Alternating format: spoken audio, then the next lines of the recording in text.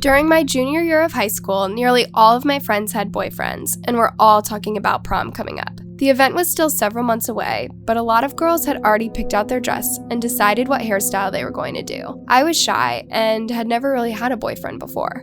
I really wanted to go to prom with all of my friends, but I knew it would be way too embarrassing to go alone. At this point, I didn't feel like it was likely that any of my classmates were going to ask me to prom. So one night, I decided to do something that was totally out of my character.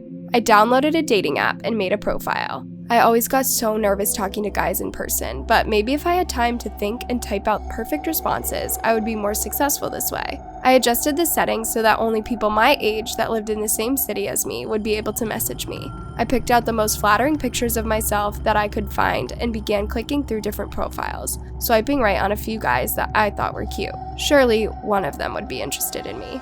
I made myself wait a whole hour before going back to my phone to check the app. I was thrilled to see that I had gotten a match. The guy was super cute with curly brown hair, blue eyes, and adorable freckles. He didn't put his full name on his profile, just his initials, AJ. I clicked on his message, excitement bubbling in my stomach. He said he thought that I was pretty and wanted to get to know me better. I typed back a response telling him I thought he was cute and was open to talking. It was like an instant connection. Our conversation flowed so effortlessly. I had never had such a good time talking to a boy before. He told me that he went to one of the local private high schools not far from where I lived. He was on the baseball team and worked part-time at his dad's restaurant. When he got to college, he wanted to study to become a sports reporter.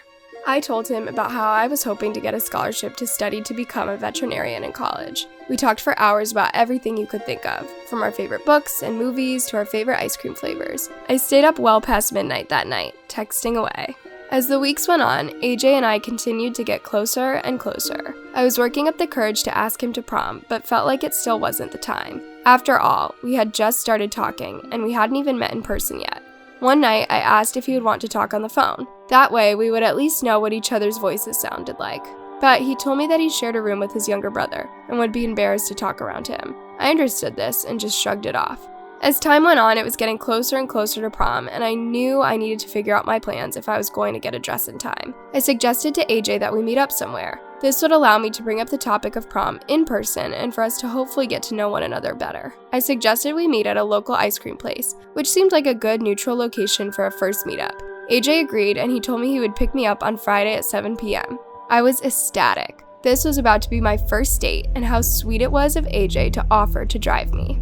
When the night of the date arrived, I spent forever picking out the perfect outfit. I changed several times to get just the right look. After spending way too much time on my hair and makeup, I sat by the window to look for his car. He told me that he drove a black Honda and would pick me up right in front of the house. He apologized, saying that the lock on the passenger side door was jammed, so I would have to sit in the back. I told him it was fine and I didn't mind at all. When I saw AJ's car pull up to my house, I tried not to look overly excited as I walked outside. I opened the passenger side door and jumped in, a little bit nervousness in my stomach. I was surprised to see that AJ didn't say anything or turn around to greet me when I got into the car. He simply began driving. I couldn't see his face, just the back of his head. I craned my neck up to catch a glance at him in the rearview mirror, and my heart nearly stopped. The man driving the car was not AJ. He was way older than me and looked nothing like the pictures on the dating profile. Had I gotten in the wrong car? Was this someone else's Uber that had picked me up by mistake? I spoke up, telling the man that there had been some kind of mix-up.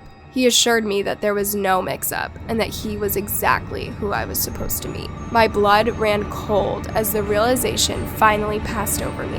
I had been catfished. I couldn't believe how stupid and naive I had been, missing so many red flags over the last couple of months. Now I had gotten myself into a scary situation I had no idea how to get out of. This was the kind of story you heard on the news, but I never thought it would happen to me.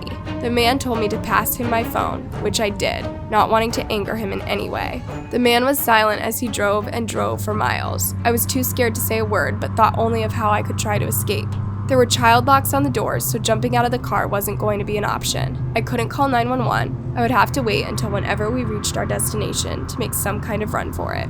The man drove through the countryside and pulled up to what appeared to be a farmhouse. There were cows and chickens out in the pasture, and what looked to be a pretty well-kept home. My captor parked the car and got out before coming around to my side. He opened the door and pulled me out by the arm. He pulled me inside the house and sat me down at the kitchen table. There was no one else in sight.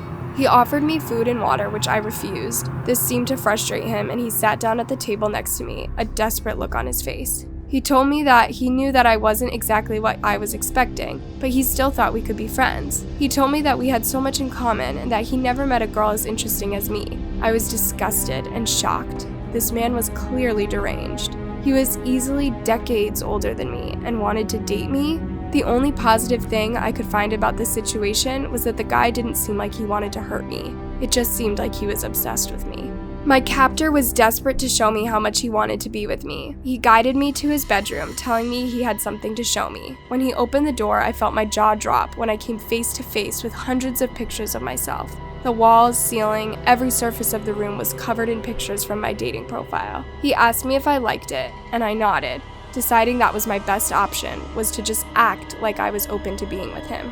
We sat down in the living room and I began to come up with somewhat of a plan. I told the man that I was thirsty and I wanted a soda. He seemed eager to fulfill my request and got up to make his way to the kitchen. The second he was out of sight, I ran to the same door that I had come in from, fumbled with the lock, and managed to swing it open. I could tell by the creaking sound the door made when it opened that the man would have been able to hear it from the other room. I took off running across the long yard and took off down the street. I heard the buzz of a pickup truck in the distance and knew he was coming after me. I had no idea where I was, but I knew I just needed to put as much distance between myself and the man as possible. I saw a wooded area and ran towards it, knowing the man would never be able to get through the woods unless he did it on foot. I stumbled through the dense foliage, tripping a few times. After running for what seemed like ages, I came to a clearing. I saw a small, tidy-looking cottage and an older woman out front of it watering her flowers. I sprinted towards her, telling her that I had been abducted and needed help right away. The woman took me inside her house and called 911. Her husband stood guard by the door with a gun in case my captor tried to get in. In less than 15 minutes, the man was found and arrested. I came out of the situation shaken up and somewhat embarrassed, but okay.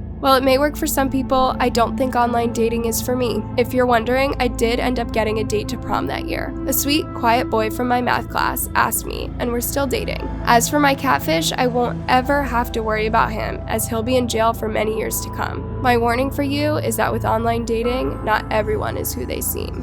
What would you have done in this situation? Was she lucky to get away? Drop a comment and don't forget to like and subscribe. Until next time, sleep tight and stay safe.